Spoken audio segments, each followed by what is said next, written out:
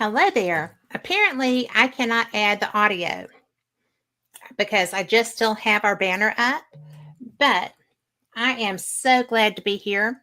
I do have things that I believe I'm going to be able to show you.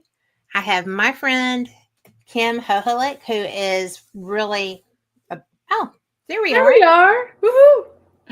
And we have just got all the things going on. This is so much fun. And something has happened to Carl. We don't know where he is, but we're just going to rock this boat and we'll hear from him soon. I know we will. But I just wanted to let you know that I am so excited to have Kimmy here. She is, first of all, a parrot head and a friend of mine for right at 20 years, really, from Over Margaritaville Parrot Heads. She is, she's just a really cool person. She is one of the best photographers, and I do not say that lightly because you know what? I'm a photographer too. And if I'm giving that out, it's well deserved that she is one of the best photographers I have ever seen work. Her imaging will take your breath away. And you can find her. What is the photography page? Can you help me with that? Or they can just go to the Facebook page, Kim Hoholik Photography. Pretty Thank simple. you. And like and follow the page. Well, do, because you're going to want some of those photos and you can get them from her. So, one of the things that I have been so impressed with, I'm trying to change some of the stuff, and I don't know where Carl is. So, if you are up to it, please give him a little bit of a prayer up there, because between him and Tammy and all the babies and all the love they have and stuff, it's just, you just want things to be just right for them. So that's what we're going to push for. But Kimmy has always been, I'm saying this like I'm talking about you. You're not even there, right? I'm not here. But you are. There is Carl. Carl's here. He's okay. Oh, yay, You're okay, Carl. right, Carl? Okay. But you have been going into your woods for, I guess, 10 years now and getting all of this work, working with Donna, just going and looking for things, right? Yep. Why did you start going into those woods, especially when you started finding structures? You're so brave. But I'm always gone into the woods. You know, where I was born is out in a rural area, and there's just woods surrounding me. So, at a young age, I would just go miles back behind the house and just explore by myself, and no fear. I was always comfortable being in the woods. But the research work, I've always had an interest in the paranormal ever since I was little. I would say probably my first introduction to it was a local movie that was called The Capture of Bigfoot, which was produced by Bill Rebane in a local area. And as a little kid, I'm watching it, and my brothers are teasing me. They're like, "Oh yeah, that's real, that's real," and they thought it was, a joke. But I was like, "No, I think not a joke." Real. So always been fascinated. And then, and your friend Jay is in chat, by the way. Hey, Jay. And Tom McNicholas. Hi. So, when I moved to Whitewater, I started to learn more about the Beast of Bray Road. And so I started to get more curious, and I was doing a lot of research on the internet.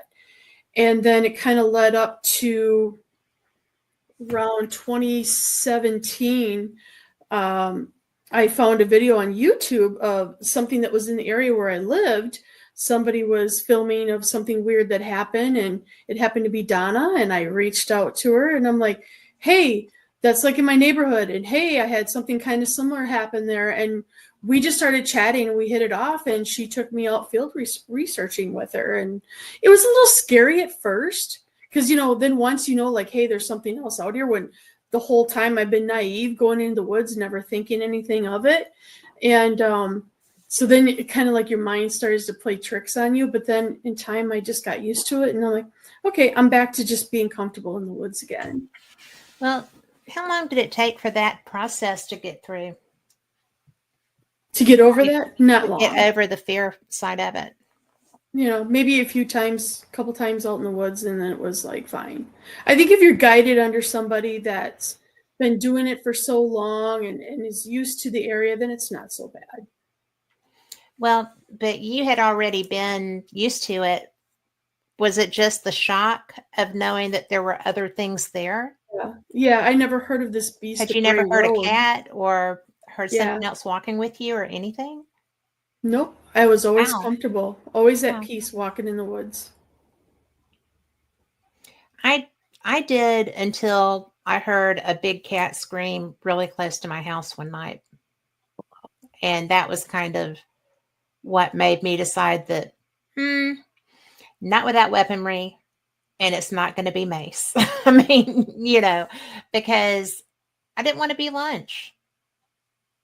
And with Nothing's ever that, bothered me, so yeah. yeah, well, I got very cautious after that because I had kids and we lived very far outside of Atlanta in a little town. And it was nothing for the kids to be out in the woods. They would go and build dams and do all the kid stuff that little boys do. And, there were God knows how many acres that they could I think it was like 167 acres. And as long as they didn't get around the lake, then they were allowed to pretty much do whatever. Sure. Until then. Until then. And then I started putting some,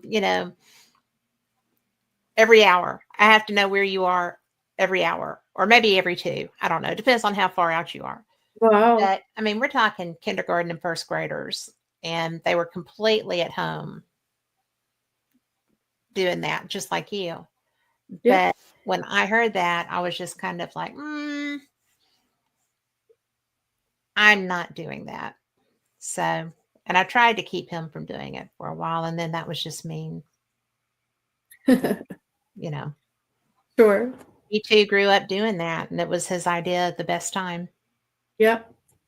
When you realized, when you started going with Donna, because I remember that. I remember when you started, because you were like, guess what? And then you started showing me your pictures of the structures that you were coming across. Yeah.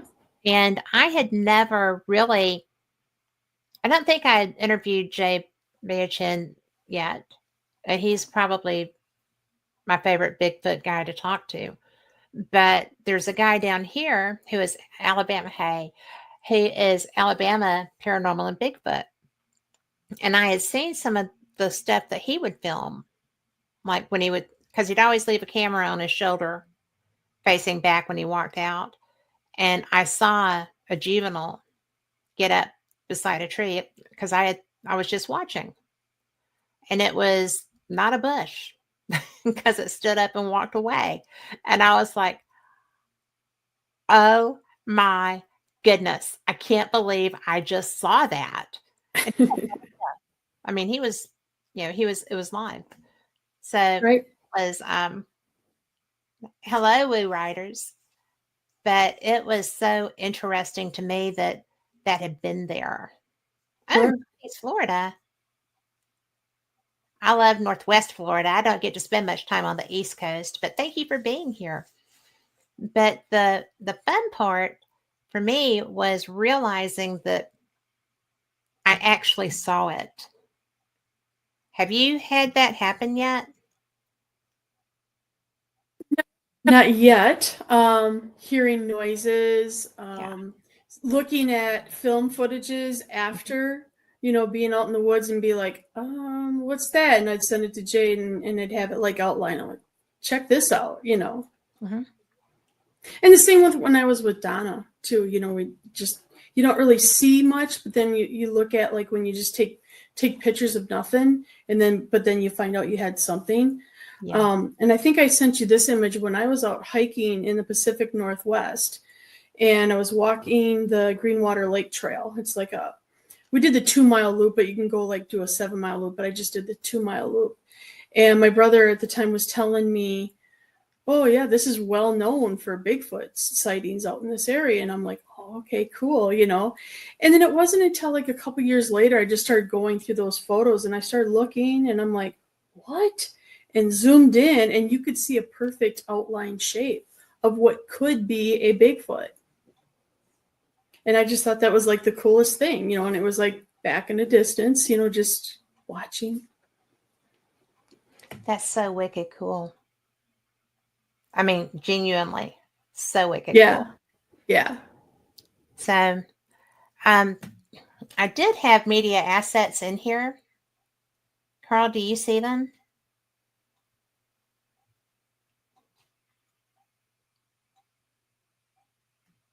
So we're going to be seeing if we can find those, and if not, then with all the stuff that was going a little bonkers there, we'll just start loading them back up. But I was really, I'm always so impressed with your work. Primarily your photography, because it's just that good, right? Oh, thanks. But I think that so this is going to start loading them up, and we'll see what happens, right? But when you first started, now some of these structures that you were sharing, they looked like wigwams. Yeah. They looked like native wigwams. Yeah. And how many different kinds did you find? So many different ones. I mean, some you can look at and it looks like, you know, a survivalist was doing their practicing on the trails of, you know, making teepee type structures. But the one that I shared with you, Avon Bottoms, I don't know of any survivalist that was doing that one, because some of the logs that were piled up in that, like you were saying, like a wigwam shape, were pretty big, and it was a swampy area. It just wouldn't make sense. And that area was known for dogman sightings. I think it was back in 2000, and it was early 2000. I want to say 2004, 2005. There was some kids out there that saw some dogmen drinking from the creek there. So, of course, it's been an interest of mine and Donna's to go. That's a little cray-cray, really. Yeah. And we've had some scary things happen. In fact, I think the last scary episode that happened, I haven't gone back out there since with her at night. Because we just feel more vulnerable at night, because predators are made to be able to see in that. Yeah. So that's a scary area. Yeah. I mean, you know, one of the things that I have not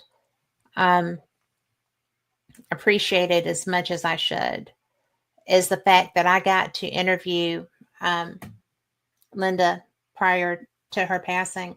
Yeah. And that was something that was really a gift. I was so impressed with her.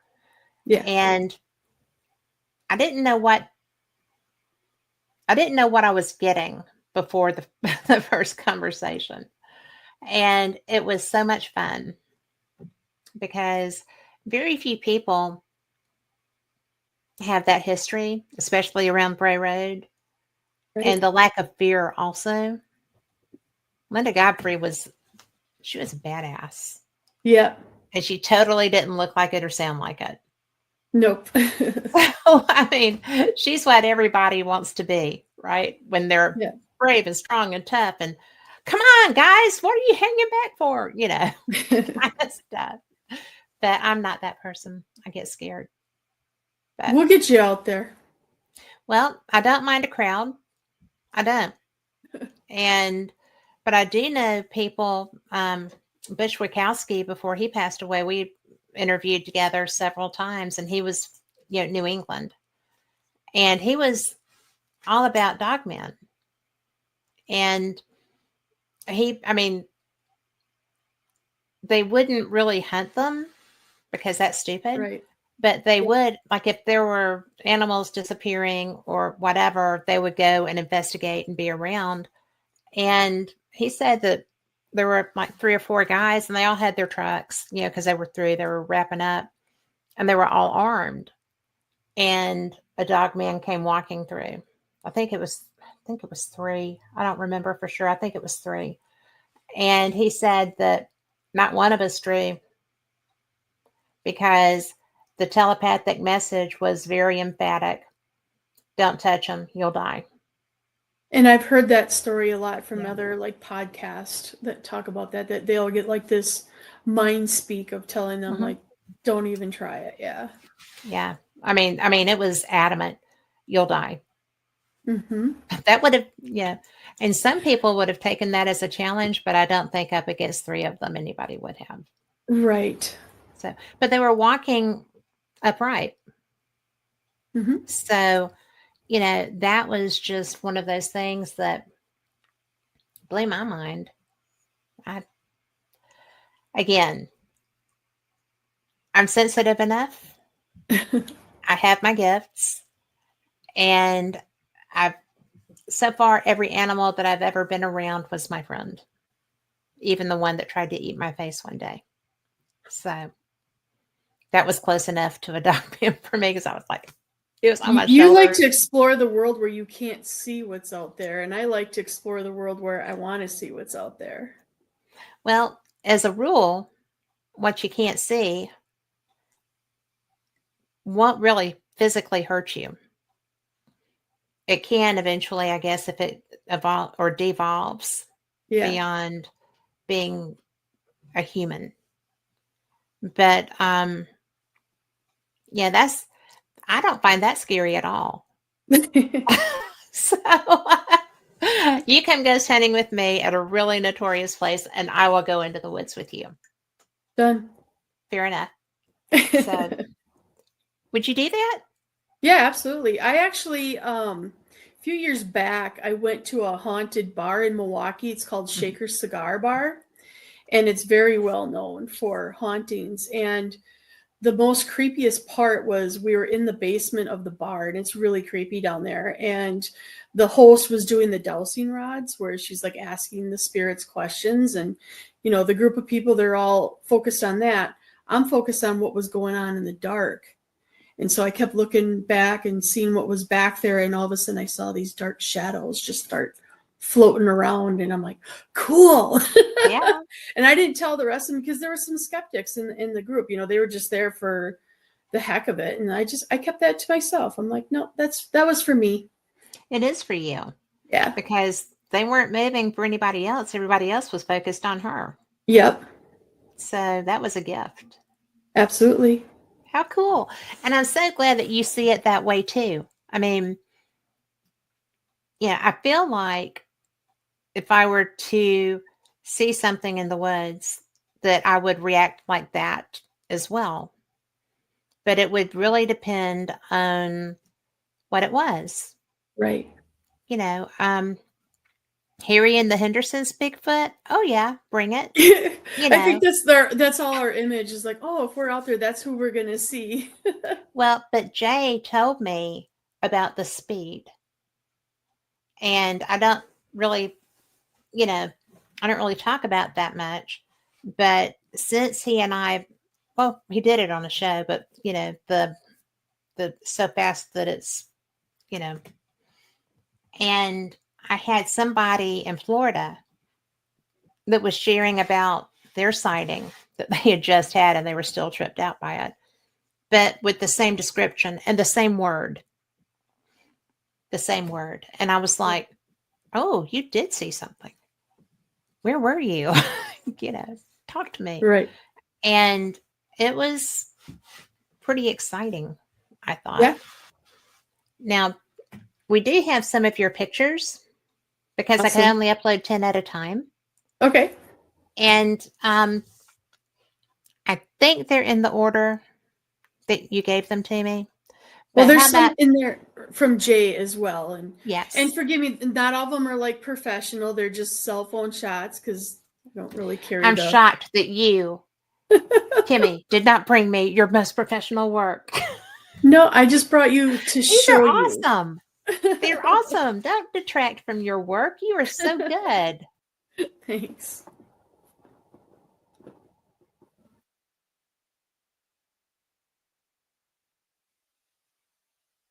Oh, there's Carl and he's on mute.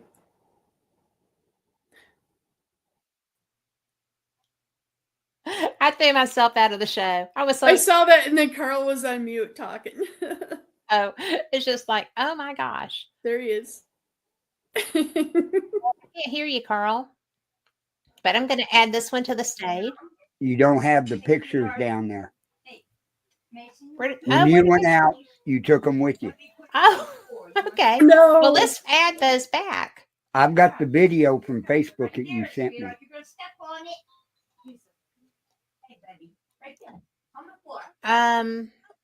For tonight's show with her. Oh, yes. Okay. Well, I'm going to go and grab these back, and we're going to add them in. Awesome. I lost Carl. No, I didn't. Okay. This is a very strange night. It's only because I'm here flying. and I bring the tech issues with me, so enjoy. Well, I'm going to tell you, between you and me both, this is going to be an interesting night because I have a 4 a.m. flight in the morning, a 5 a.m. flight in the morning that I'm going to be. But I'm going to be wending my way to Arkansas, so that'll be fun. Hey, you're getting a little bit closer to me. Just I am a little closer to you. Inch up a few miles up. Come see me. You could come down to Eureka Springs. Ooh, very nice. I've been to Hot Springs, Arkansas. I loved it there. Have you really? Mm-hmm. What was it like? Was it awesome? It was hot. You did not do that. Yeah, of course I did. You're in so much trouble, little missy. No, So, it really is a beautiful area. I went to a cousin's wedding there, in this I think it was called Chapel in the Woods, where it's all glass. Oh my! And then you just see, it was really beautiful. I am. Oh, Tom, yes, Tom. Mercury. That's the problem. It's totally my problem. It's been biting me in the butt this month. Yeah. So now let's see if we can pull some of these up. Where are they?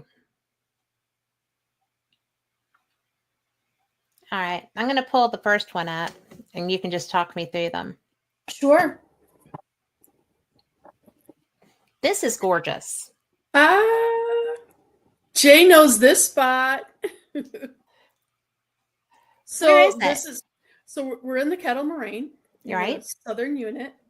And I took this photo as Jay was explaining that this was the intro to his very first documentary, where he was just kind of like walking down the woods there.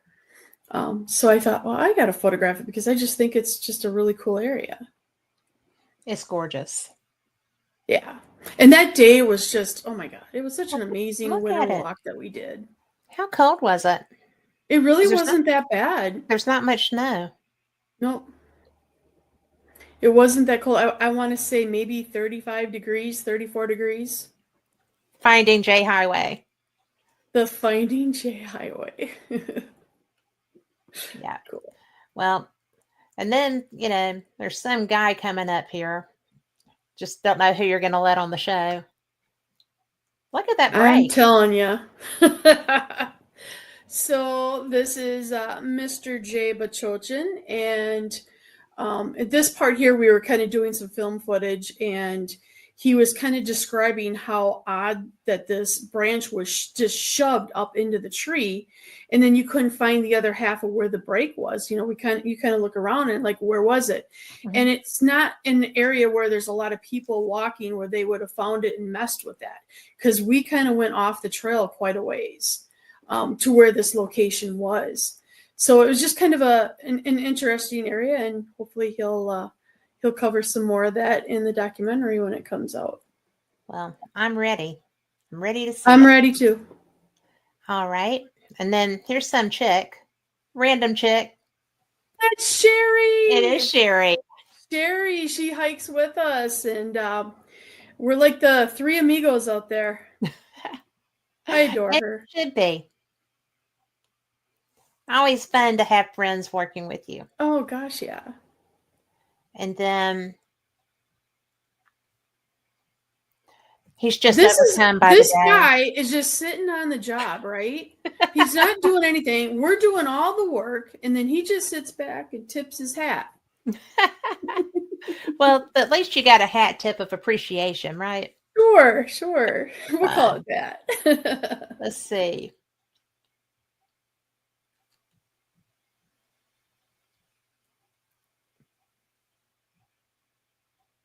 Whoops, I hit it wrong.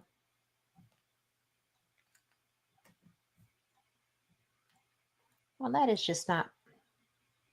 This looks like a video. Oh, maybe not. So this is we're kind of like on a low area, and Jay's kind of like exploring. He kind of went off the trail a little bit, and he's just kind of looking at which looks like maybe some odd breaks in the forest. But this is like a good photo to show, because one of the things that my native elders, are trying to get a message to him is, don't just look up and look straight. There's a world down there too. So this is kind of like a little bit of a start of that. That's very cool. Yeah. And that's one of the things that I think is very neat too, is that you approach this thing with so much respect. Yes. And I think that's truly beautiful. Oh, this one. What is this? I hope it's you guys the can video. Hear the sound. Yeah, we need the sound. Oh, I don't know how to do the sound. Oh, darn. So basically, Jay's just making zombie noises. As you can tell, we have a lot of fun out there. They're so silly. I love that. Okay, I mean, that's what you gotta do. I mean, yeah, we're out there researching, but you gotta have fun too. Well, you're not out there because you hate it. Right, absolutely. And I'm trying to come. Oh.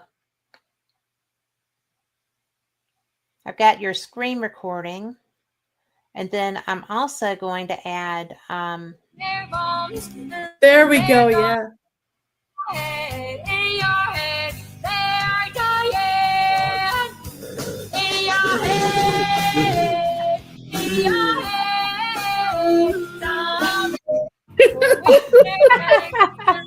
That was so not right. But I love that music. Yeah, it's some of my favorite music. Cranberries. So I'm gonna grab this. It's just kind of looping now. Always fun. And then I went and I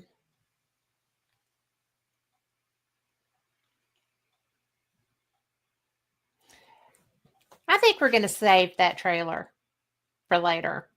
Sure. So, because we have another hour and a half. So we do have another hour and a half, and I'm going to try to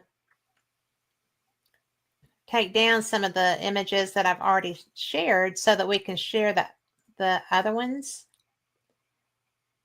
because it won't let me add but 10 of them. That's so weird. Which it must be like a space or something.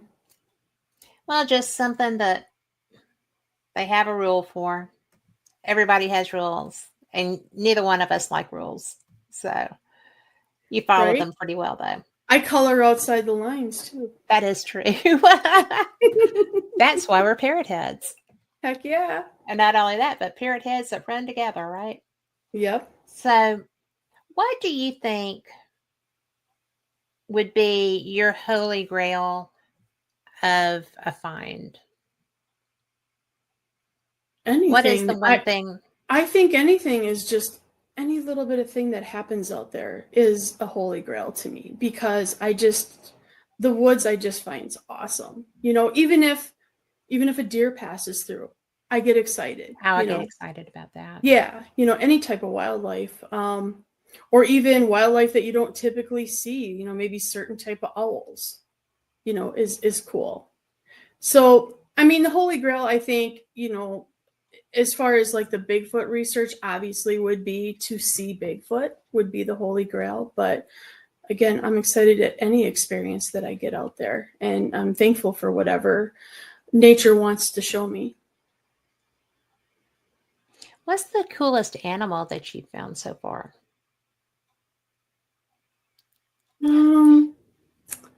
I could well, maybe we'll get to that one, Jay. We're gonna get to that one. Oh boy. Gosh, it's like all these years of being in the woods. I mean, bears coming in the backyard where I grew up, and I would sneak around the corner and take a photo of them. I think one of the things that was kind of caught me off guard as I was going to go photograph in this one area up north, and I start walking down a trail by myself, and I see a coyote in the distance, and I'm like, that's a lone coyote on the trail in my path. I'm going to respect him, and I'm just going to kind of recede back a little bit and give him that respect. And then I went back later, and he was gone. But I mean, that's what a lot of it's about, is just give the woods respect. Well, if you want them, very few things, unless they're sick, are going to want to seek confrontation with you. Yeah. During the day. And it's really easy to make everything bad.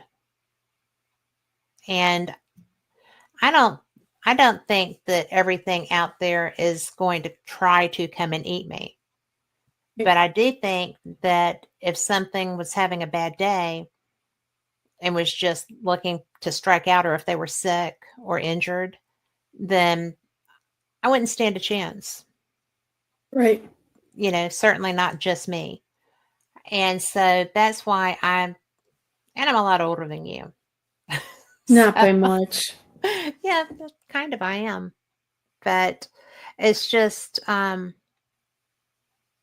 guess I've learned to not poke the bear, as it were.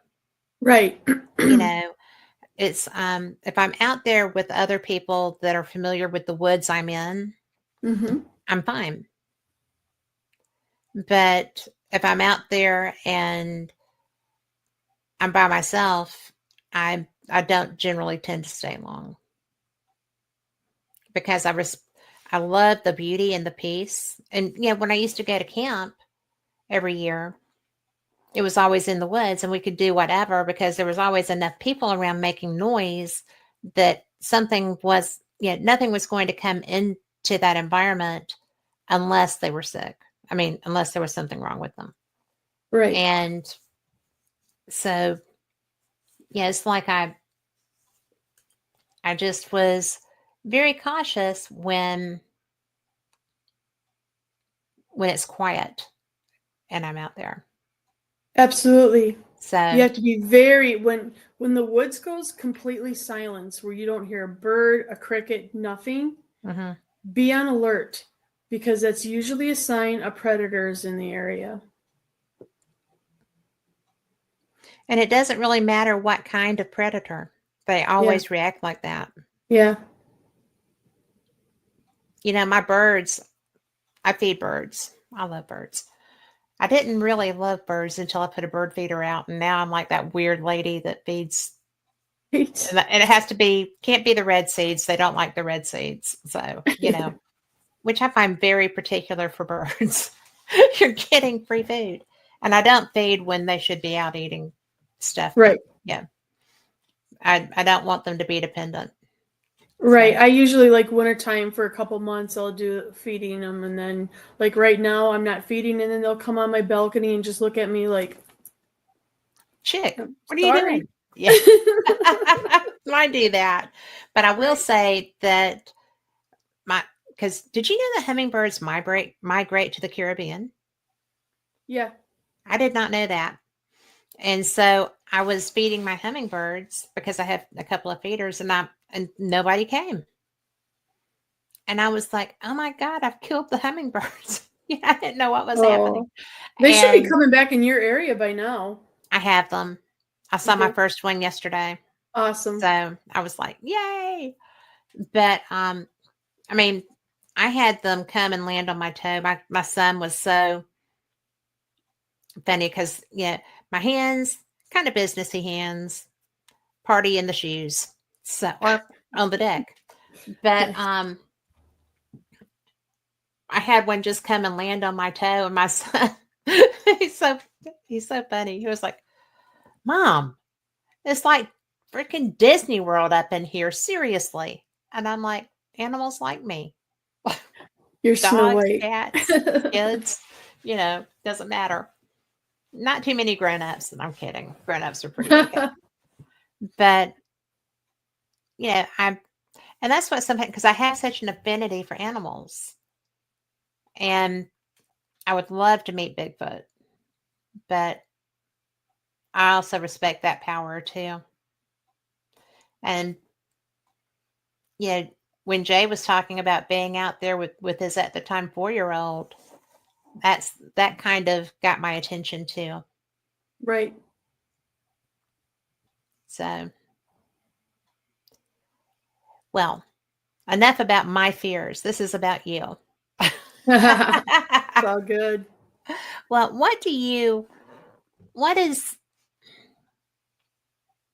because I know that you do work professionally as a photographer. Yeah. And that's part of what started. I've always liked your work. We've always shared pictures and when we were doing stuff.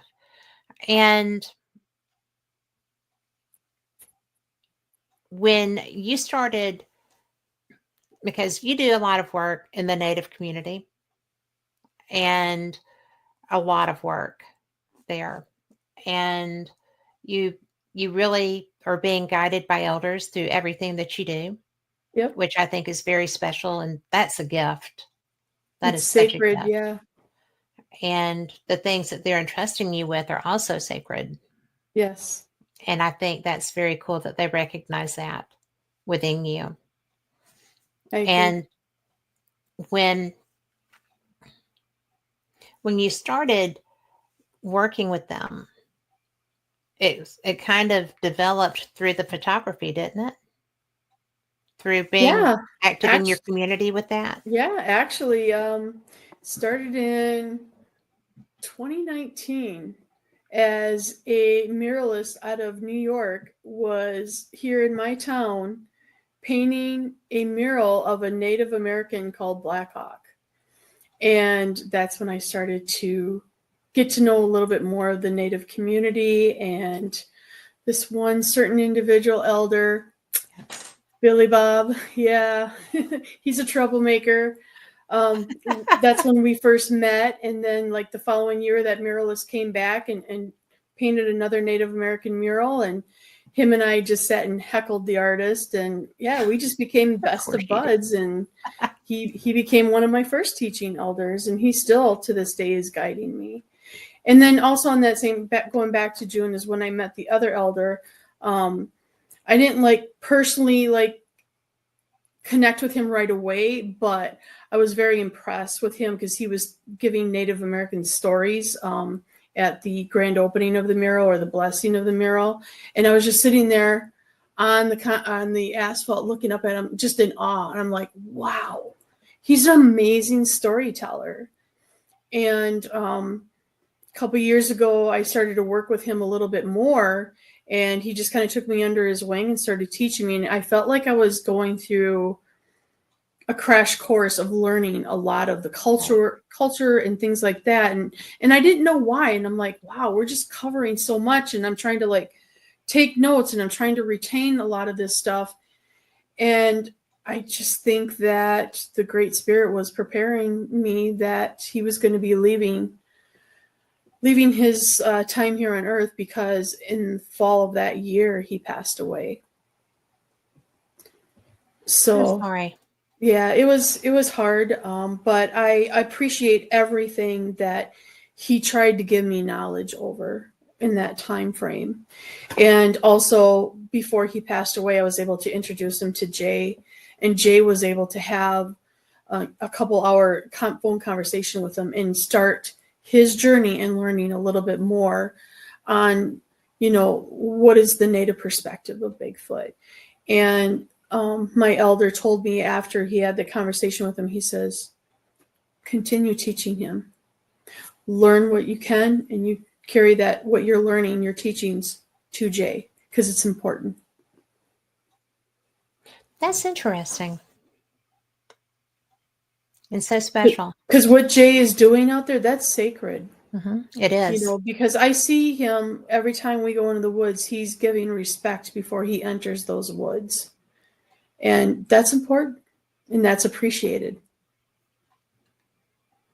Well, and he says, yes, teacher, thank you. Yeah. Okay, sunrise. But, okay, now you've brought us back to the question of the moment. Let's talk about the human shield. Oh, Jay. So, he wouldn't feed it if it wasn't good. Yeah, he knows we're going to talk about it. So as you know, I'm pretty fearless going out there, and I usually don't react much when we're out there. And our last, it was about a couple of weeks ago, we were out there at night, and it was just such an amazing night, nice calm night. And him and I were just sitting there talking, and Sherry's just kind of like off in the distance, and she's kind of scanning what she can see in the woods.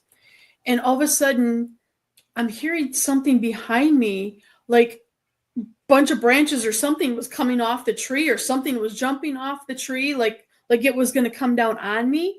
And I quickly reacted by grabbing Jay, swinging around and putting him in front of me, and then just kind of looking like, what the hell was that? Well, we know your priorities. Well, I appreciate that he let me use him as a shield. Well, I'm going to say that knowing you and how quick you probably were, he didn't have much choice. No, he didn't. And Sherry saw what it was, and apparently there was like a big owl that was sitting there watching us the whole time, and it took off in flight, and it just made this bunch of noise when it took off from the tree. They are not silent flyers when they're taking off. No. No. But it sounded like branches were going to come down on me, and I'm like, wait a minute, Jay, here, you handle this. Take this sacrifice. Right? That's so funny. Again, we're always having fun out there. Well, until you're eaten. Yeah, you were sacrificing Jay to the owl. Well, you know, then if we're eaten, then yes, it's a human sacrifice to the woods. Well, hopefully that's not going to be the case. I don't think so. We'll probably get spit back out. I would miss you. I know. Well, I wish you had sent me some of those pictures of the structures, because those are so cool. I did. I sent you the Avon Bottom one. Let me see what I got here. Unless something didn't go through, but yeah, I did get you that one.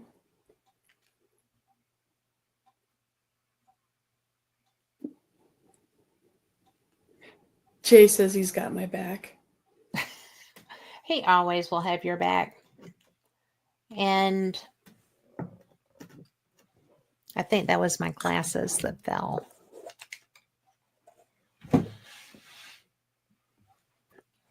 Because I know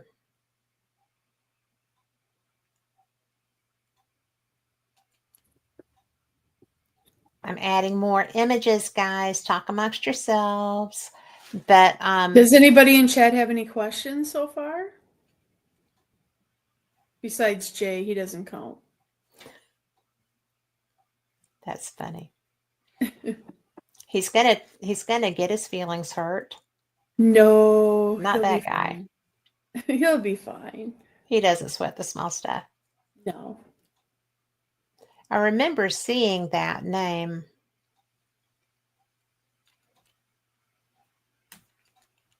That's why I'm looking as I go through, because I think I labeled it Avon structure. I think you did too. Yeah. I try to make it a little bit easier when you're looking for something.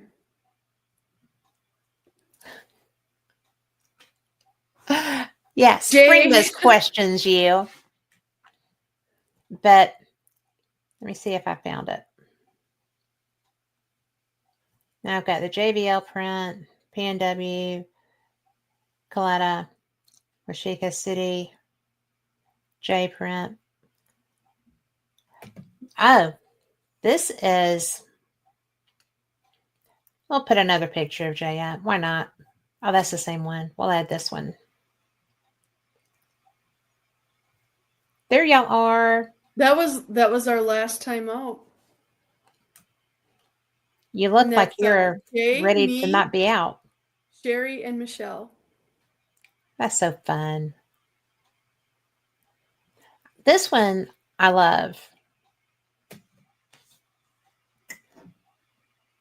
Oh, the uniqueness of the kettle, where we have all these like viney trees, and some of it is like poison ivy vines, as Jay has learned.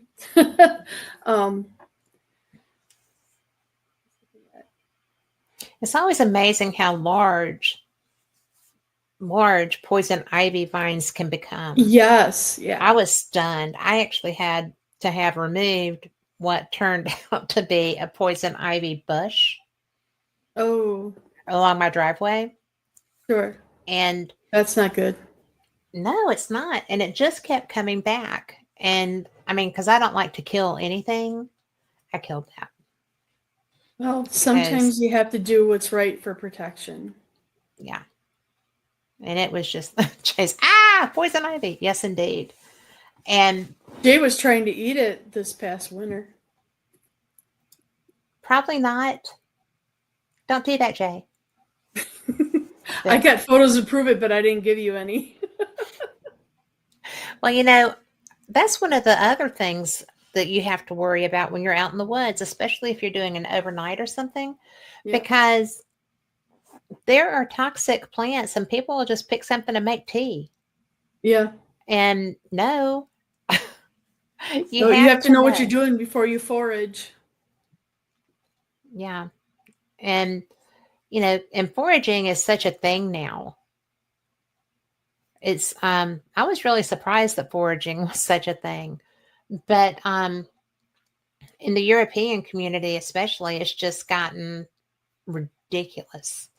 Yeah. And I have had friends that thought that they were doing magic mushrooms and made tea and died. One of them died. Don't mess with the mushrooms because they were poisoned. Yeah. And so this is a great example of that, because that is a poison ivy vine, right? Well, they're supposed to be hairy, and I think I've learned what that is, and I cannot think of it off the top of my head. But if it was a poison ivy, it should be a little more hairier. Yeah. See, I was looking up here, and that looks sketch.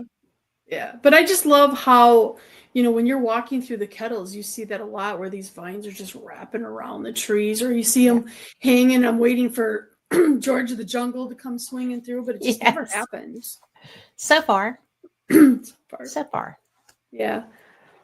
But going back to the mushrooms and the foraging, when I was younger, my mom would go and forage mushrooms with my uncle. And the woods that's kind of near where I grew up, they were doing foraging, and I was little. I was probably I think my mom said I was maybe 3 or 4 years old, and they were foraging for mushrooms. And she said that I got curious, and I went to play with the cows, and I started following the cows into the woods, and ended up lost. She couldn't find me. And I just remember I remember just bits and pieces of it. I'm just following the cows, and next thing you know it, nobody's around me. And I'm looking, and I'm like, it was almost like I was watching a TV screen. Like I could kind of see out, but I couldn't get to my family. And, my mom says I was lost probably about 20 minutes, and then they found me. She had to be frantic. So I started to think about all of the David Paulides films of Missing 411, and just where you hear of these little kids being taken, but sometimes they're returned. And it just kind of made me wonder, I could have been a part of that, Well, you could. And what is your take on mystical creatures of the forest? There's some native lore on that as well. Some of it can be good, and some of it can be bad. And some of the stuff that the Native Americans won't even mention the name because they don't want to draw attention to it. I believe anything is possible. I do too. And I especially feel that if the lore has been there through this many generations, that you shouldn't doubt it. Right. Especially in Cherokee, we have the little people. And The Ojibwe believe in that too. So it's like in the tribes around here, they also believe in the little people. And, I know that if I do go into woods, if I go into a forest, I carry dimes so that For the Fae. I can leave something. And it depends, if I come across a fairy circle. Yeah. Or something. And that's something I didn't know that was everywhere. But when I was in Scotland this last time, we went to, we were with Highland Paranormal up in around the Inverness area, a little north of there. And we went to a place that had a stream. It wasn't a well, but it was a stream. And there was all this fabric tied everywhere. The fabric was wishes or prayers. And when I had been there before with that terrible tour, we went to a place called Danino's Den, and they tried to make out like it was a hideous, horrible, place that witches would go to cast. And, with Scotland's history with witches, you don't really want to be talking about being one back in the day. So, but it was behind a church, and it's actually very beautiful. That's when my knee was broken and I couldn't go down. Oh, yeah. Because the stairs were like a foot thick and mossy. So I stayed up on the top and I looked down and there were things tied there too. And so the people, oh, well, those are curses. People come here to curse. And they weren't. They were prayers and wishes. And offerings, yep. Yeah. And so when we got to the place this time and I saw it and I was like, oh, look. And one of the girls had brought pieces of cloth for us to use. And so you just dip it in the water and you tie it. And when it disintegrates or whatever, you've got your wish there, your prayer there for whoever or whatever. Right. And so, I'm not one to denigrate anybody's beliefs, but I do think that a lot of times you have to look for the positive side. Not everything in the woods, not everything historic is going to be evil, wicked, mean, and nasty. Right. And not sure what I feel about fairies, but I know that I've dropped dimes, and when I came back out, they were gone. So I figured that you can't even use a dime to make a phone call anymore, so I don't think anybody would have It's something and I am showing my age. Attention. Yeah. So it's an offering, the way that I see it, it is an offering. An offering to the Fae, or making an offering to the woods or to anything. Mm-hmm. In Native belief, it's good to make offerings. One of the things between my elder and what I have taught Jay, and this is something that he's learned in this past year and he's now doing and showing more respect and reciprocity, is tobacco offering.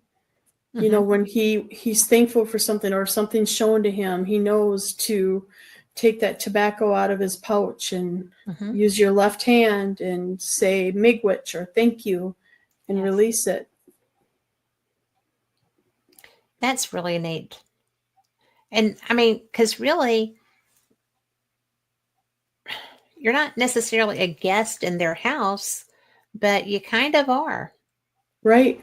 It's Jay's tick, poison ivy, and mosquitoes carrying disease. Yes. He's paranoid. Well, he's always covered though. If you watch the videos and see, there's no flesh shining anywhere. Everything's tucked in, everything's zipped, everything's tight. So always a safety boy.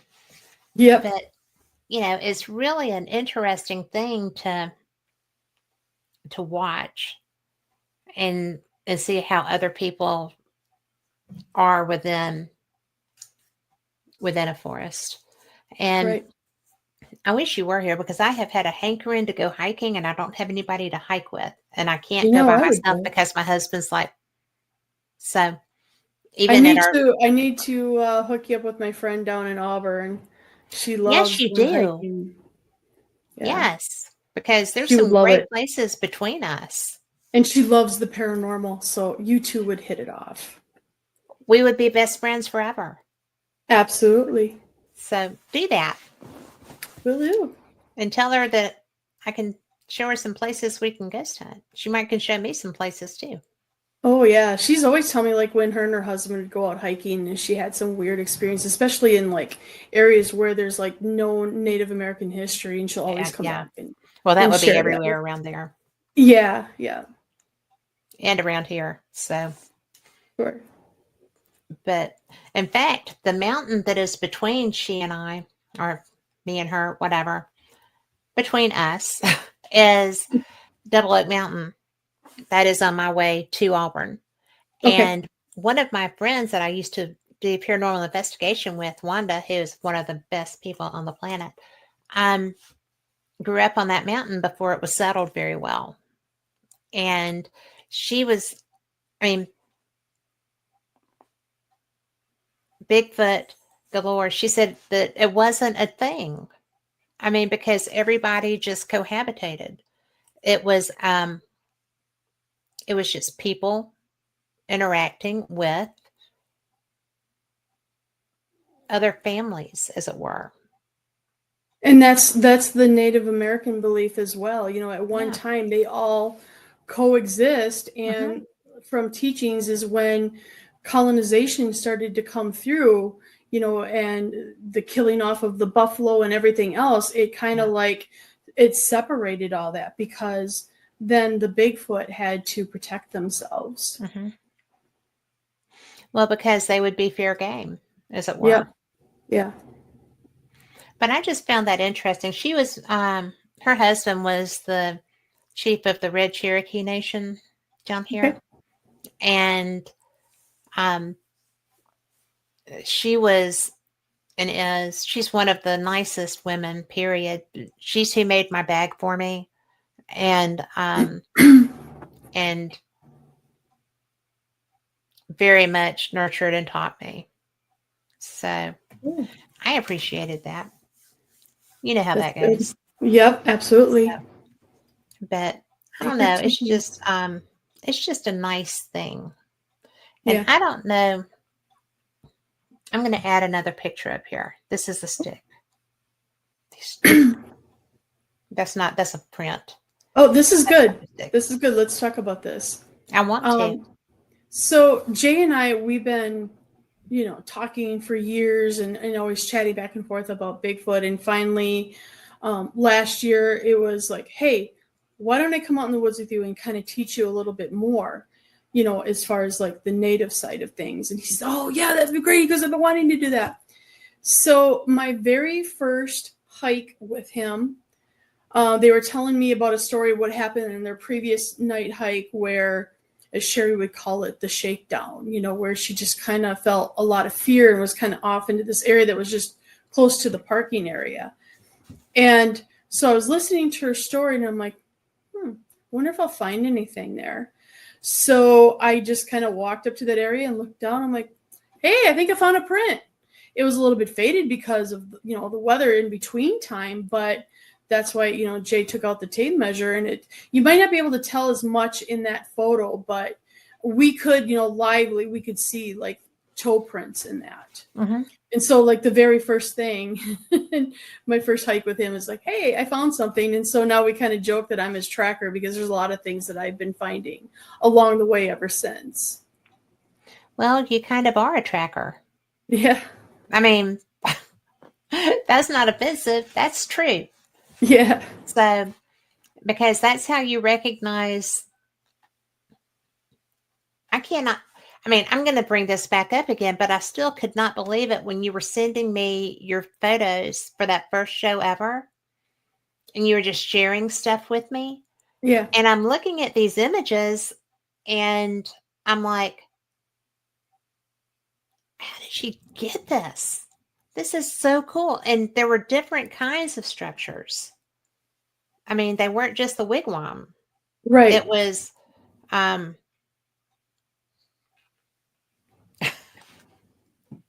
Jay's a distraction. Jay is a distraction.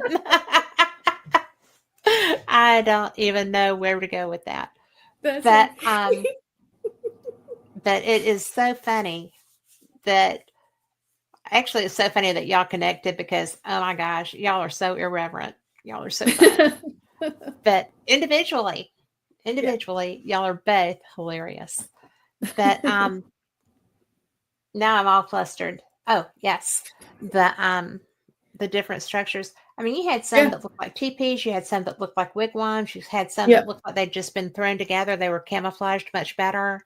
Yeah. I mean, well, and look at the time though, Kat, that I spend in the woods. I mean, I'm always out hiking and exploring, and I don't just look straight ahead. I'm looking down. I'm looking up. And that's just I attune to things, especially when you're a photographer. You also have like what they call that photographer's eye. So your attention to detail of your surroundings is more heightened, and so you just kind of pick up things faster. Yeah, you do. And I don't do a lot. Well, when I'm in Cherokee, because David's playing poker, and I will go into the woods if I know that there's a lot of people in there. I don't mind that, especially if I'm shooting, because it's so pretty. But and I'm also doing a study on the Thomas Divide lights because another friend of ours, David Glidden, started talking about spook lights. And so in Cherokee, there's a place that every time I've gone, I've seen them. And David and I got topography maps and, found where all the houses are and just looked through the woods using those. And there's nothing where I see them originate. And so I actually had one come across the divide. I was filming and I had to change my battery, and I set the camera down, took the battery out, changed it out. And when I came back up, one of them had come across and was like, I park along a stone wall, and it had come across the divide and was at where a tree hangs over that stone wall. And I was like, well, hello. What you doing? Are you curious about me too? Right. And so, that was pretty cool. But I won't stop there if there's other people there, because I stay in my car to film too. Okay. Because there's a lot of bear there, but mainly there's boar. And boar. Oh, I've heard. Yeah, I think in the South I would be a little bit more cautious because of what you have compared to here in northern Wisconsin. We have coyotes, bear, occasionally mountain lion, wolves more in the northern part. Yeah. Which I mean, I'm okay with that stuff, but I know that it seems like there's more aggressive animals maybe in the South, and sometimes a little bit to the west. Yeah. I mean, they will leave nothing. They'll never know what happened to you.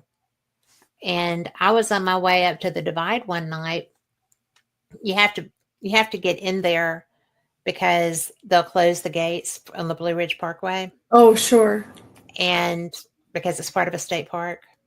Yeah. And if you're not in, then, you can get out, but you can't get back in. And I was coming through and I kept seeing reflections, and I slowed down because I didn't want to hit anything. And there was a sow with like tons, I guess maybe 12 or 13 babies. And I'm like, oh, I am not getting out of this car, period, while I'm up here tonight. Because sometimes I will if there's nobody around, but not when I know that there's something aggressive around me. So that was a danger. That would have been if I didn't know what that meant, it would have been bad. Yeah, no kidding. So I do get out some when I feel safe. But, I was at Thomas Divide last trip. We were up there and a car went by me and then turned around and pulled in and was trying to park like across the front of my car. And I just put it in gear and I started rolling and they moved. Because that's so odd. Yeah, and it was a guy. It's odd behavior. Well, it was odd behavior, and it was a guy. So I think that he was up to no good. Right. Or trying to be. Right. I would have hit his car on my way to the ranger station. But you just have to know your room. Yep. So, well, how big is that? Because I can't see that. I was trying to find my glasses and they're lost. Yeah, it wasn't really big. It looks like 14 inches. If I'm reading that right. Pretty big for a foot. I mean, yeah, and this is like, I don't think there's a whole lot of hikers back on this trail because this trail is just a little bit kind of secluded. So, I mean, and it's kind of a rough terrain, so I can't see anyone barefoot wanting to walk that barefooted. Yeah. Okay, so Jay says 14 then by 6. Yeah, so it was pretty big. And like I said, the photo doesn't show it, but we could see the toes on the top part there. You could see like a little bit of toe imprint. You can see, I'm pointing like you can see me pointing, but up there at the top, you can see the indentation. Yes, yep.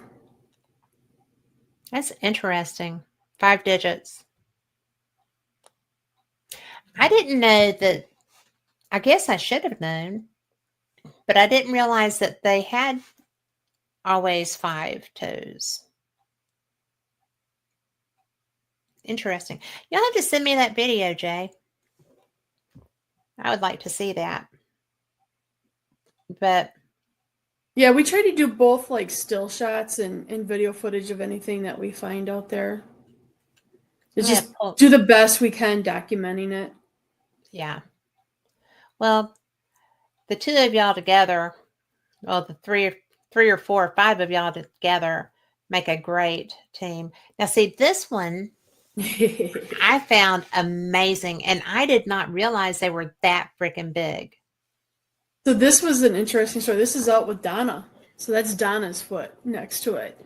We were investigating a story that she heard where somebody had a dog man cross the highway and run up into the cemetery. And so she's like, Kimmy, let's go out into the cemetery and see if we could find anything.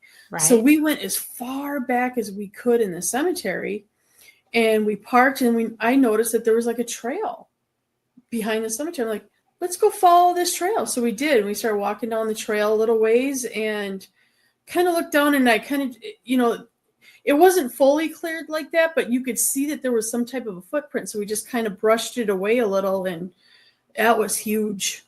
That is freaking huge. Yeah. And so cool though. Yeah. Were there more than that one? Just the one print. It seems like that's the theme. You sometimes just see the one print.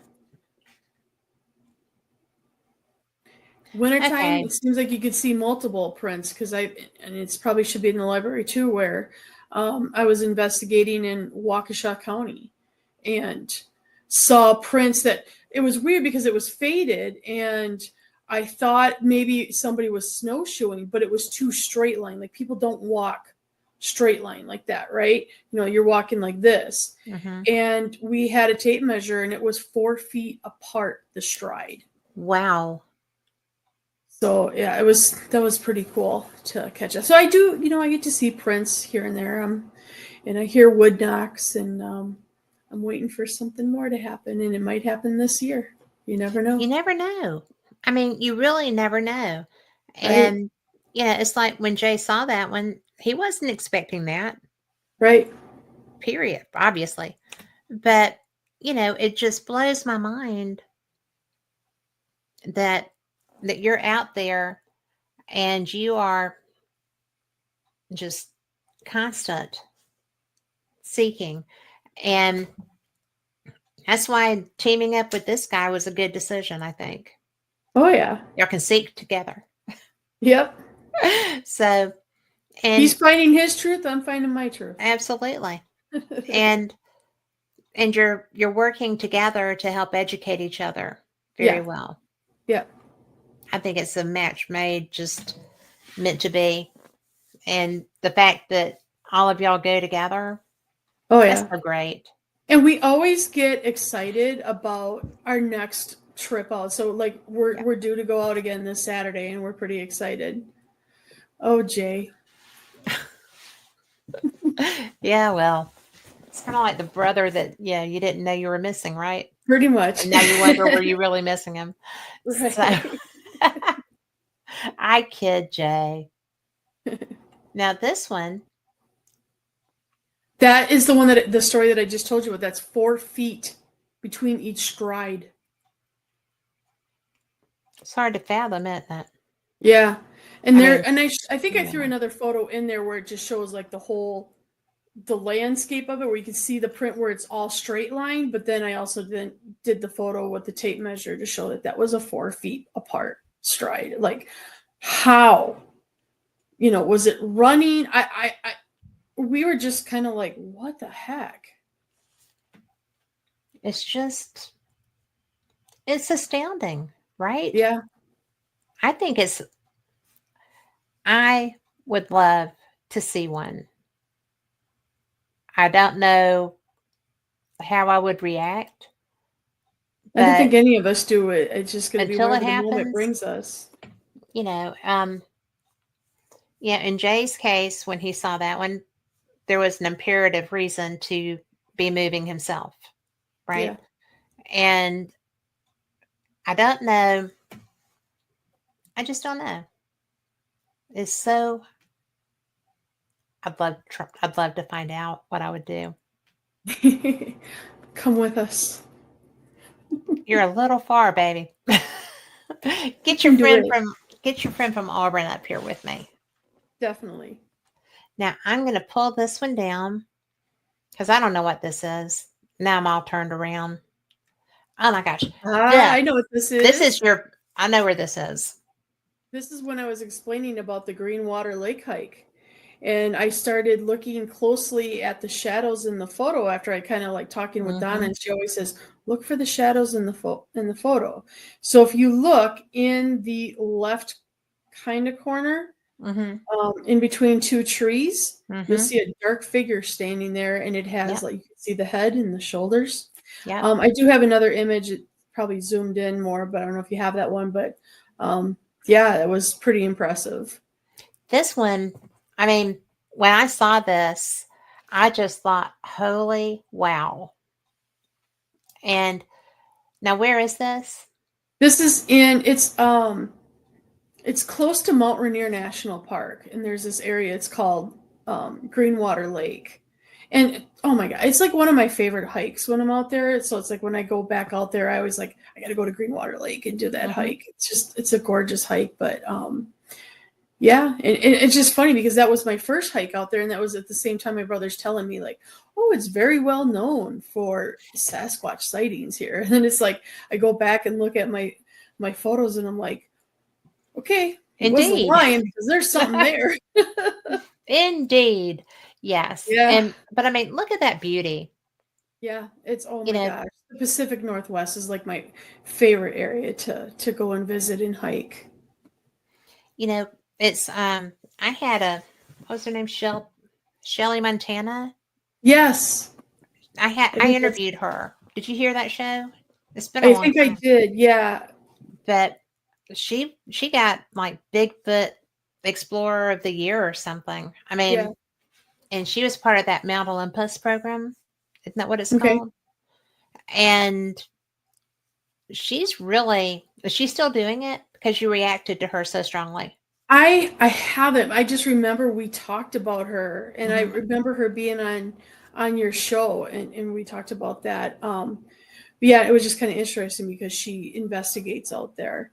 And I've been to the Olympics, and I've been to like really well-known areas in the Olympic Park or the Olympic Mountains where there's known Sasquatches. In fact, I was just watching a TikTok video today of somebody that was in the whole national rainforest, and they says that how it's well known for sightings in there. And it's like, well, dang it, I didn't get to see anything when I was in that rainforest, but it is gorgeous. I just like, even if you're not going to find a Bigfoot, I recommend getting out there and exploring those parks out there. Well, it's the one place I haven't been yet. So I'm ready to see that area. My dad used to love to go there. They went down the Columbia River, if I'm not mistaken. Over by Oregon? Mm-hmm. Yeah. And anytime you can get around something that looks like this, you have to. Yeah. I mean, Oregon is gorgeous. I mean, if you take that coastal trip, it's like every time I take that trip down the coast, it's breathtaking. It's like one of my favorite trips to do is you start up in Washington and you go down into Oregon. And I even got to do part of the Goonies tour. So I did you really? Yes, I went to Astoria and went to the Goonie house during their 30-year anniversary. And wow. I went to the Goonie jail and got to tour that and went to Cannon Beach and got to see the rock. So yeah, that was fun. I love stuff. I'm such a sap. I love that stuff. Well, there's like so much film history in Oregon in general. It's like you get to, like my favorite. It's like a really small town on the coast there of Oregon is Depot Bay. Favorite area. I even see whales out there too. Pretty cool. That's cool. Yeah, and Depot Bay was famous for a scene from One Flew Over the Cuckoo's Nest when they stole the boat and went out fishing. Really? Yeah, so that was in Depot Bay that was filmed. That's cool. I love that. And then movie. there was another, it wasn't too far from where my friends lived in Lebanon. I can't remember the name of the town where there was part of Stand By Me was filmed. So there's like a lot of areas out there that has some famous film footages. Well, I mean, it's so beautiful. Shuffle. Yes. Yes. Tom at Nicholas said I should just wear my Depends. Yeah, when you come out in the woods with us, you'll be fine. I'll be fine. Well, and I'm not fearful if I'm not by myself. I love it. I think it's the most beautiful thing you can do. And I'm so disappointed that I've actually put out on Facebook and, to my kids' friends and stuff, looking for a hiking partner if anybody wants to go hiking. And so far, crickets. Yeah. I mean, down by you, I can kind of see it a little bit more, especially like with the type of animals. But here, and I know that you yell at me, Jay yells at me. I love solo hiking. I like just being away from people and just getting out there and connecting with nature. And I'll go a long time out there by myself. I don't care. Yeah. Well, if I felt like I was as fierce as I thought I was when I was in my 20s and would be an idiot all the time, I wouldn't mind it. But I have, I've learned that it's like those boar. Yeah. What if I hadn't seen them and had been out, and because it wasn't that far from where I was going to be stopping. It's just, there's stuff out there. Yeah. And you have to respect it. Yep. I mean, you don't need to be really fearful. I'm not terrified. I'm just, if something were to happen to me and I made it through, David would kill me. He's just like, he usually thinks I'm a little bit too adventurous anyway. But you have to be, or you won't ever get to do anything. Right. You got to take risks in life. The first time I went to Scotland. Yeah. I didn't tell him I was going. I didn't tell him I bought my ticket. And then I did. So, he was like, "You're not going." I said, "I already got my ticket." But in all fairness, my best friend was going and my best guy friend was the talent on that trip. So, I knew how safe I was going to be. And once he realized that I really, really want to do this, I mean, because I could have gotten my money back. Yeah. Maybe. But, I was just like, I want to do this. So that was one thing. But if something were to happen to me in the woods, because I was dumb enough to go in there by myself and not be, not saying that you're dumb to do that. You're comfortable in your woods. You know your woods. You don't have stupid wild boar that like to not leave anything to be found. I mean, right. But then we have bear and stuff too. Yeah. But it's just, I don't necessarily think that I am that person, really. Kind of I am.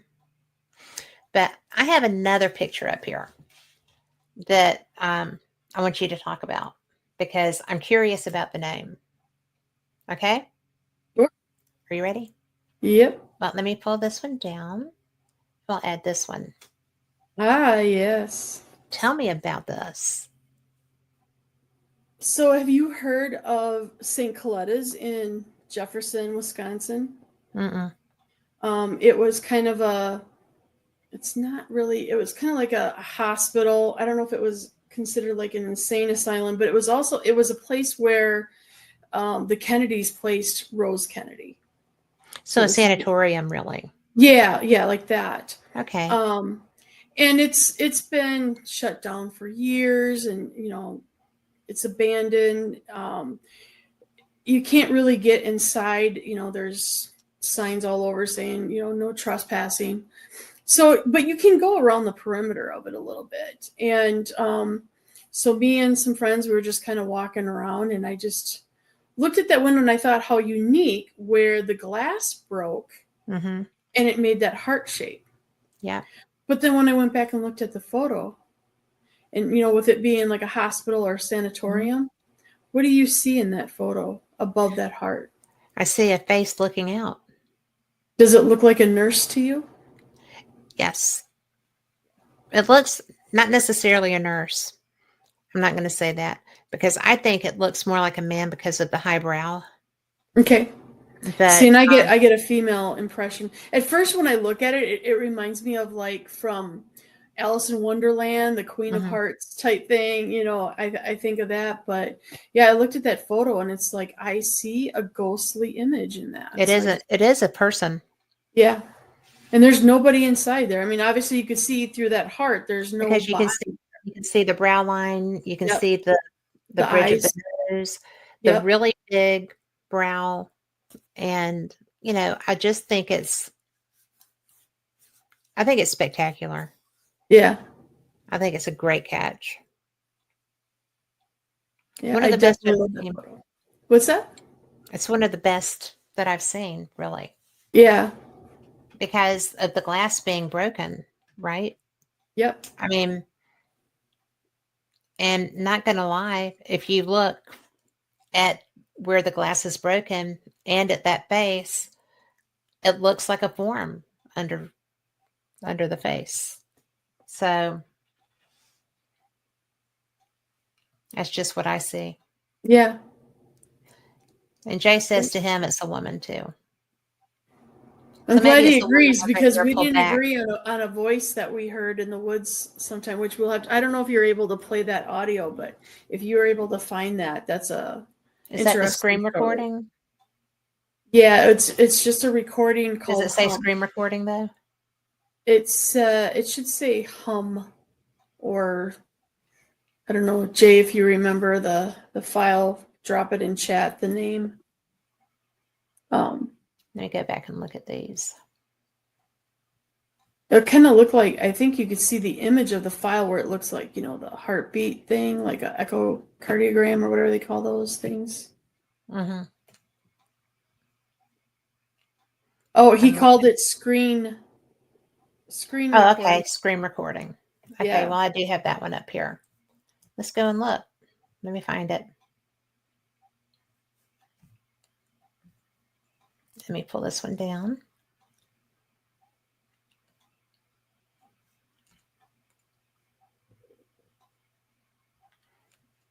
Let's see. Did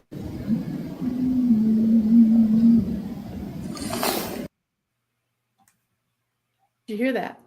Yeah, I hear that. Where it was at night in the part of the Kettle Moraine that Jay likes to call Ambush Alley, because you're kind of like you're walking down in between two like steep hills where you feel like you could get ambushed, by something if it was on top of the hill. And it was at night, and we just kind of decided to take a break. Jay wanted to sit down and take a little break because we were out for quite a while.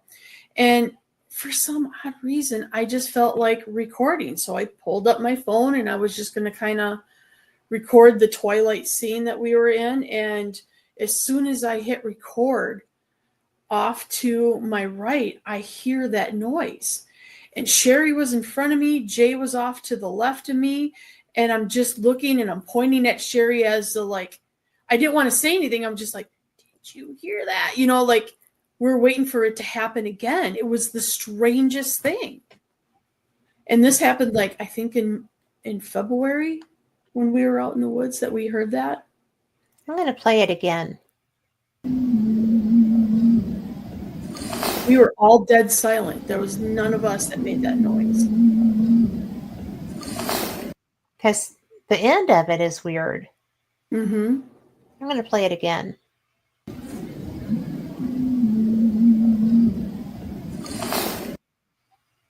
It sounds native. I think Jay said that. Or maybe Sherry did. That it was a native thing. Because it sounds like the and then a drum. Yeah. Yeah, like maybe a melody of some sort. Like a chant. Yeah. That's cool. Yeah, that was a cool recent find. Or happening that happened to us. I just think that's so cool. It just so many cool things have been happening just this year. We kept saying last year coming into this year, we're like, this is the year of connection. We're going to have more things happen. And we are. You are. I mean, I'm looking forward to this Saturday going back out there to see what more we're going to capture.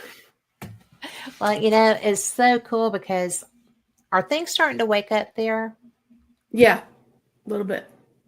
Because it's, spring has already sprung here. We've all had the same color car for a while, and everybody's allergies have been yes, it's so yellow, and mine's red, so that's weird. But it didn't even make green. So that's sad. But Jay says mother holding a child rocking back and forth. Well, it could be that too, but it doesn't sound like a female to me. I think it sounds masculine. And everybody hears things differently. Different. Every time. And now I'm thrown up because now I can't remember if I thought it was a male singing. Maybe I did thought it was a male singing, and then they kept saying it's a female, and now my mind is, oh, it's a female singing. Right. Well, it sounds very resonant. Yeah. I mean, whatever it is was not trying to be quiet. Right. It definitely wanted to draw attention. And so after that happened, Jay goes, can we do something? And I'm like, okay. And I started singing out into the woods in an Ojibwe song to see if I can get a reaction. Yeah, Jay, that was my thought too. Is the dress white or gold or blue or whatever? Yeah. Yeah, it's a perception thing. Everything is though. I mean, when we're investigating, when I'm, ghost hunting, there's always discussion on, is it this or is it that? Right. What was this? What was, and it's just kind of like, well, this is what I think, and we'll just have to get it home and hear it on a better speaker and see what we think. And so Jay was able to take my video and then he enhanced it to the voice recording so that we could hear that a little bit more clear. I love it. Yeah, it was pretty cool. It had to blow your mind to have that. It did. Be right there and you actually actively hear that. Yeah. I mean, and just all of us knew to be silent because we were waiting. Is more going to come, and I kept recording. I'm like, okay. I'm going to look and see. if I have all of these, because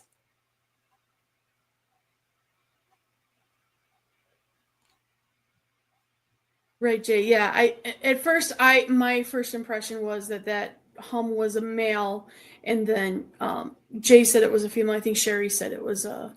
They both interpreted it as a female. And it's like, more that I listen to it, yeah, I kind of get the female impression, but for some reason when I first heard it, my impression was that was a male singing, a male with a higher tone voice. I think it sounds male, but I wasn't there. But I do think it sounds male. And I do think it's a chant. Yeah.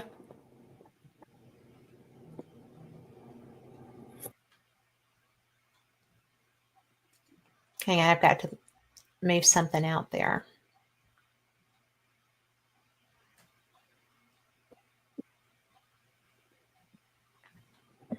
Have to move it to add it. Jay says, just accept I'm right. Is he pushing me? I don't know. No. That's not the way this rolls. So, because I wanted to pull this one up too, wherever it may be. There's two more that I want to make sure that I share.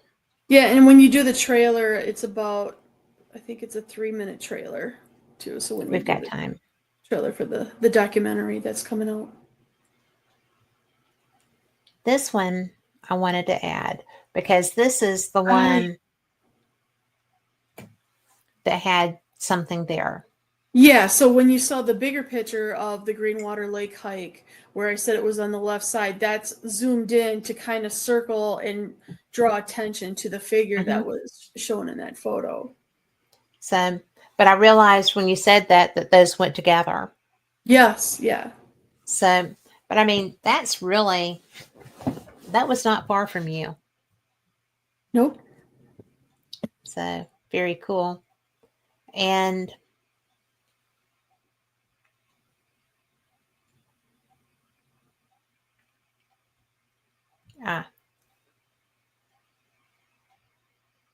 that's me. We don't want me. I mean, we do want me, but not just me. We want to. Where's that other one that I just added? Oh, that's what I want. There you are. With the feather. With your feather. Yep. Was that laying there waiting for you? Was that a gift? Pretty much. That's how it's perceived. It's kind of funny because before Jay and I started researching together, we both had similar stories of always finding feathers in our path and trying to figure out, well, what does it mean? What does it mean that we're constantly seeing these feathers? Right. And when I got my first native elder and I asked that question, and like a true native elder teaching, it is, that's for you to find out. And so I had to keep exploring. And I think that sometimes, yes, they're gifts, but I almost feel like it's breadcrumb trails to the truth. And I think I know now what this is. It was guiding me to my calling and what I need to be doing in life. And so I don't see them as much. I still find them once in a while, but not as frequent. Now that I've kind of had that aha moment, now I think I know what this means. But they'll still pop up as a little bit of a reminder that I'm on the right path. I think that's a definite. Yeah. Yeah. And Jay was experiencing the same thing, where I get that. I mean, he I was get starting feathers. to find feathers and wanted to know, well, what does this mean? And he went to one of my elders and asked that question. It was basically told the same thing. That's for you to find out. Yeah. Those wily elders. Yes. So, well, I am having so much fun. Do you want to play the trailer now? Yeah. Jay, are you ready? Should we play your trailer so that we can introduce people what's to come out this summer? He agrees. Sorry if this guy is just boring watching Lisa. But Hey, Jay, what's behind you? I don't know. Why? I saw like a white light behind, like following you. Are you serious? Yes, I saw it too. In the sky or what? So you guys can see my red light? Yeah. It was on the trail behind you. There it is again. Did you see it?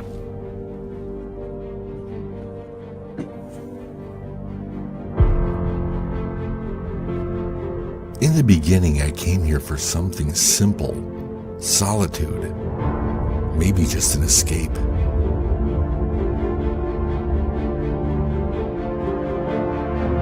They call this place the Kettle Moraine, an ancient landscape shaped by glaciers, shaped by time.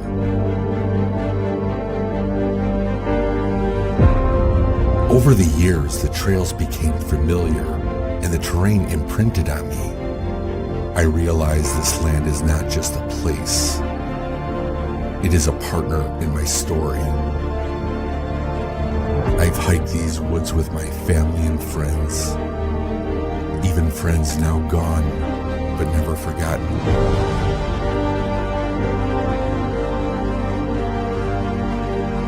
They've helped me search high and low for what I've experienced in these woods.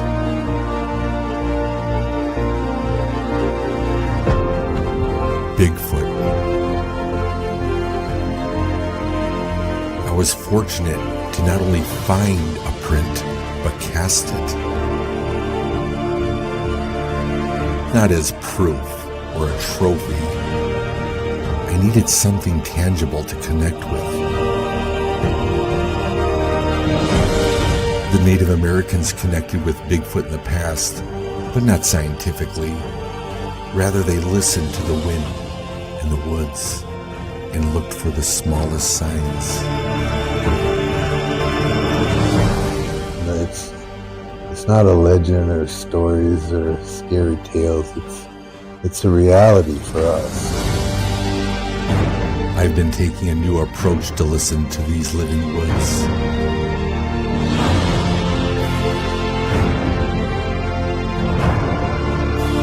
A new approach of understanding.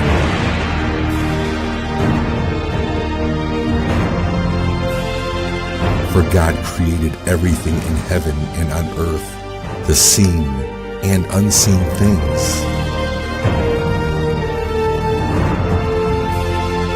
Learning the ways of those before me, my heart now has respect for these woods. A respect I thought I'd never had.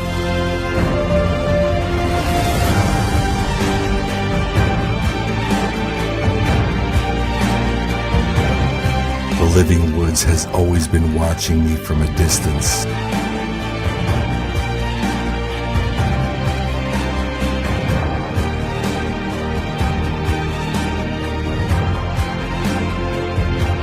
My faith in God, the Native American ways, and using science will help me find the truth.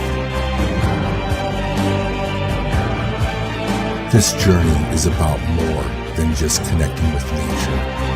It's about discovering how our lives are shaped by forces beyond us, forces that we can learn to respect, understand, and ultimately belong to.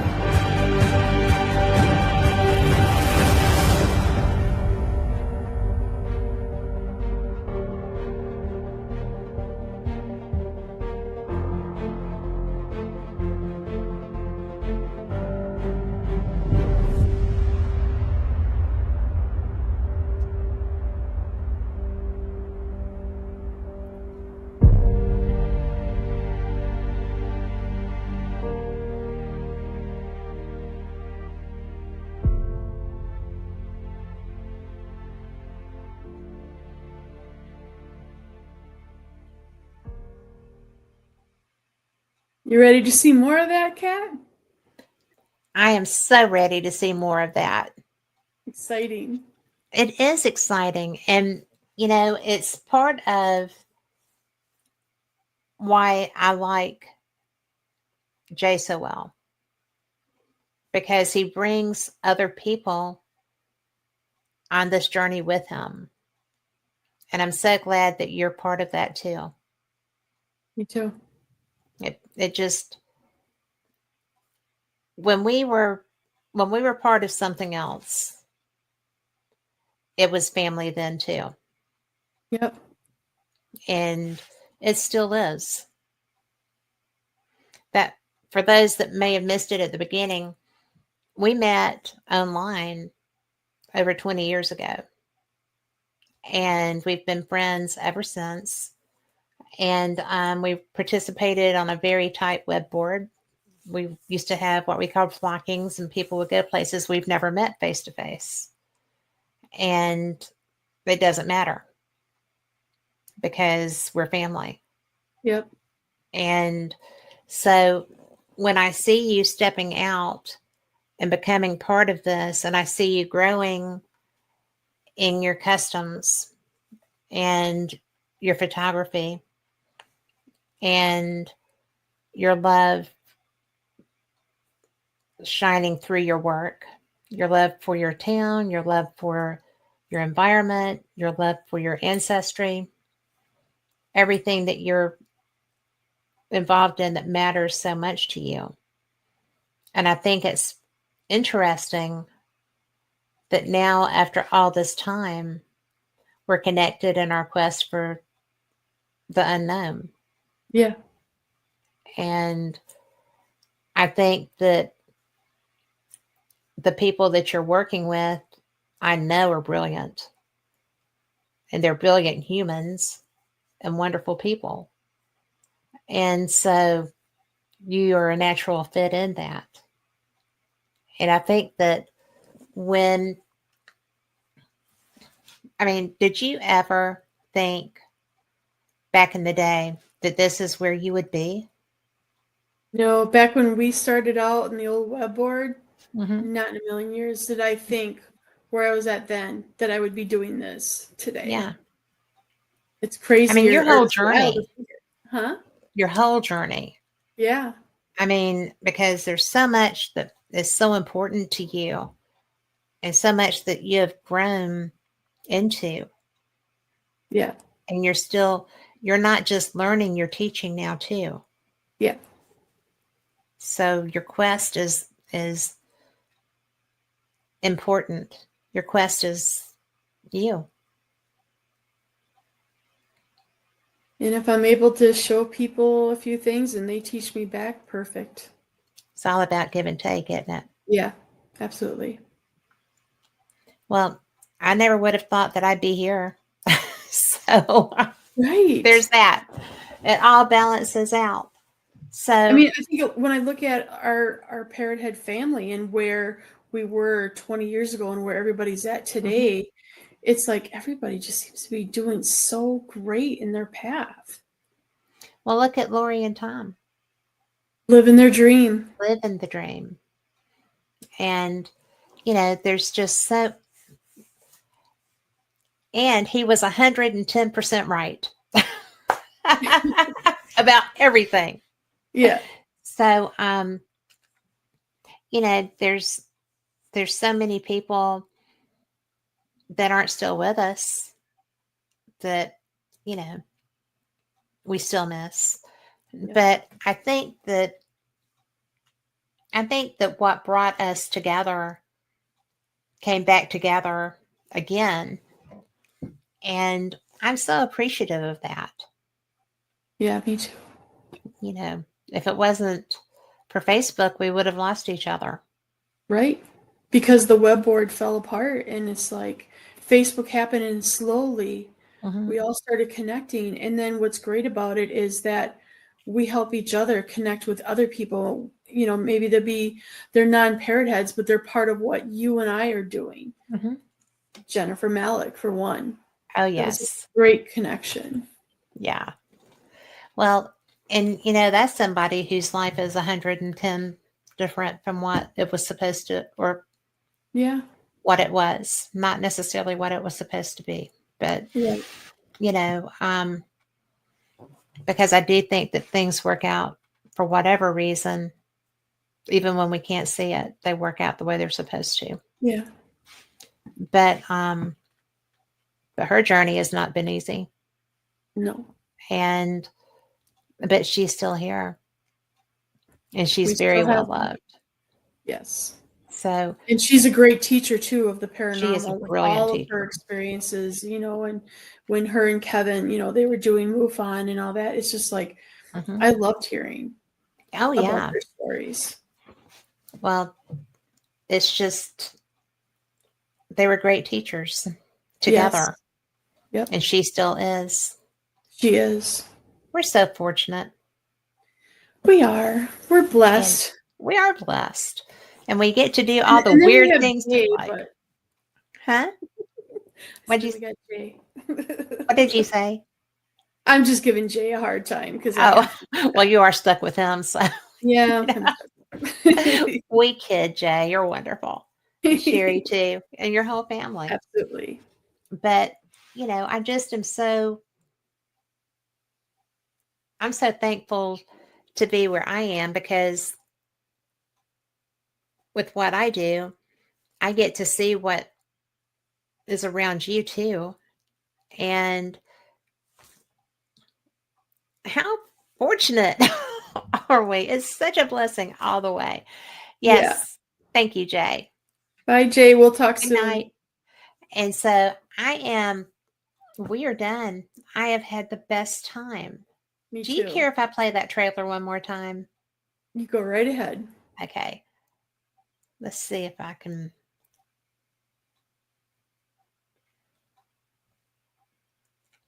It's a great trailer. So well put together. It is. I think I hid it from myself. I've got to find it again. And it will be, I don't know if Jay's still with us in chat.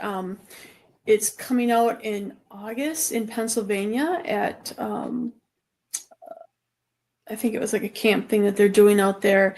And then I think shortly after, maybe more fall time, it should be available on like Amazon to stream. Well, I do all of his things on Amazon, so. Oh, here it goes. Sorry if this guy is bored watching. I just want people to see it again. Yeah. Hey, Jay, what's behind you? I don't know. Why? I saw like a white light behind, like following you. Are you serious? Yes, I saw it too. In the sky or what? So you guys can see my red light? Yeah. It was on the trail behind you. There it is again. Did you see it?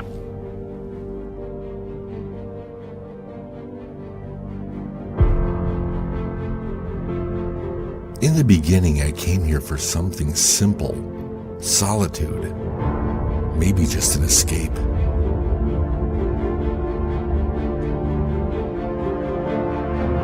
They call this place the Kettle Moraine, an ancient landscape shaped by glaciers,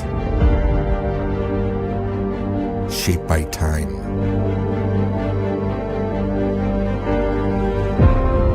Over the years, the trails became familiar and the terrain imprinted on me. I realized this land is not just a place. It is a partner in my story. I've hiked these woods with my family and friends, even friends now gone, but never forgotten.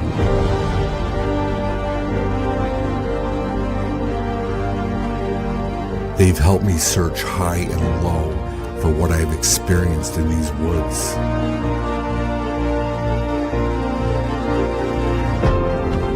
Bigfoot.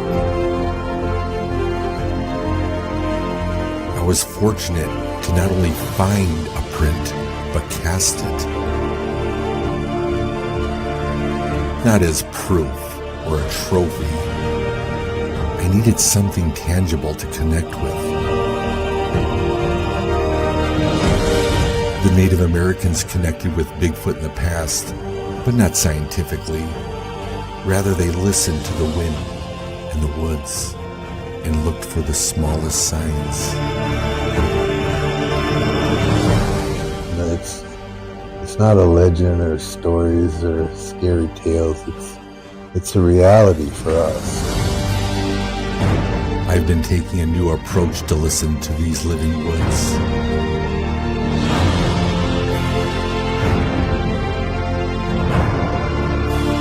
A new approach of understanding.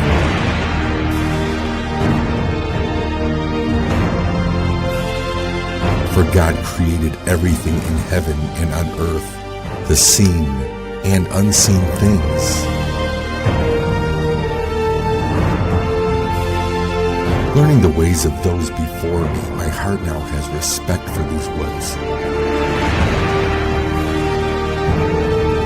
A respect I thought I never had.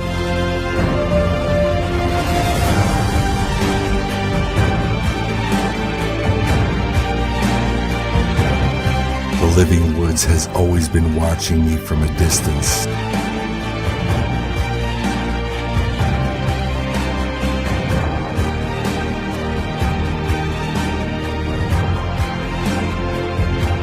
My faith in God, the Native American ways, and using science will help me find the truth. This journey is about more than just connecting with nature. It's about discovering how our lives are shaped by forces beyond us. Forces that we can learn to respect, understand, and ultimately belong to.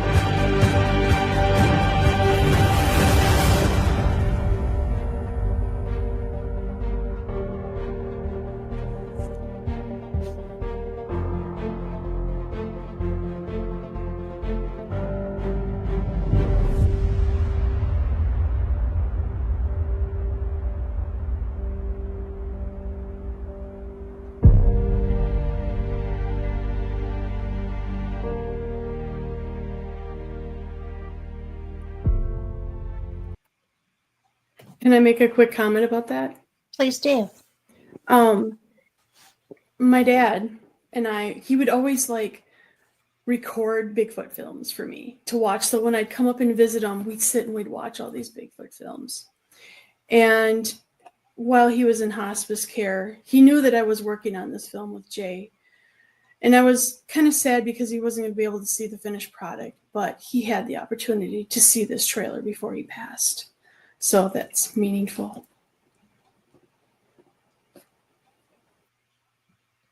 Yes, it is. And I'm so glad. And now you've just wrecked me. I'm sorry. It makes me emotional too. I try not to get emotional about it, but I'm just so thankful that this trailer was done in time so that he could at least see that. I am too. That's such a special thing. Yeah. Thank you for bringing it tonight. And for being here tonight. Of course, anytime. Yeah. Well, we'll do it again. And for everyone listening, thank you so much. We appreciate you. Appreciate you being here. And if you're listening to this in rebroadcast, I hope you enjoyed it because we sure did have fun doing it. And we will see you next week. Do we have time? I've lost Carl. We lost Carl again? No, he's there. I just couldn't find him. Do we have time right quick? Okay. We're not. We will, Sunday will be a rebroadcast. I will be in Eureka Springs, Arkansas for the Ozark Mountain UFO Conference. So, I will be doing live feeds here and there through the course of the event because I love this conference. It is so up close and personal. If you are anywhere nearby, come to it. I mean, the lecturers are all just mingling right around in. People are so nice. The people that come and attend are fun. They're going to have some different cosplayers. There's going to be things happening and it'll be fun. And you'll get to see me and Lori because Lori is coming to help me with some of the interviews I'm going to be doing. So come play, come learn, Oh my gosh. There's going to be so much about consciousness at this one. You will love it. I know I'm going to love it. So, except for having to be up so early in the morning, it's well worth it. So thank you very much. Be blessed. Kimmy, you be blessed. And good night, everybody.